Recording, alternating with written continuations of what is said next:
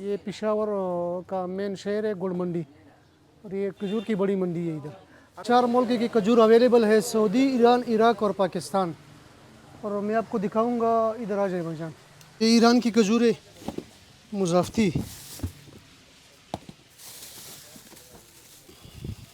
देखिए सर, ये देखिए सर, ये ईरान की खजूर है।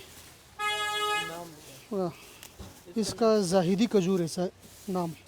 ये जो है ना, ये इराक से आती है, ये दुबई के रास्ते इराक से आती है।